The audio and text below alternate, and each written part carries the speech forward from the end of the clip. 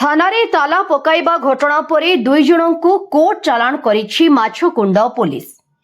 माछकुंड थानारे ताला पकाइबा घटना घटिबा परे राताराती 22 केजी गंजेई चोरा चालाण करुथबा नै बैपारीगुड़ा ब्लॉक सेमिड़ीपदर ग्रामर धनी पांगी एवं मदन मुदुली को कोर्ट चालाण करिछि माछकुंड पुलिस।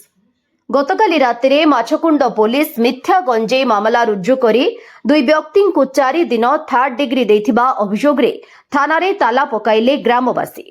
ग्रामवासी अभियोग अनुଯାयी माछकुंड पुलिस 7 तारिखरे गंजेई मामलारे 4 जन को थाना को आनिथिला, किंतु 4 जनक भितरु 2 जन को छाड़िथिबा बेले 2 जन को थर्ड डिग्री दे मिथ्या गंजेई चोरा चालाण देखाई आज कोर्ट चालाण करबा नै अभियोग करिथिले ग्रामवासी। एवं रातिरे थानारे ताला पकाइबा खबर प्रसारण परे लोके थानार ताला खोली घर को फेरी जाइथिले। लमतापुरु सुभाष माळींको रिपोर्ट, फास्ट न्यूज ओडिशा।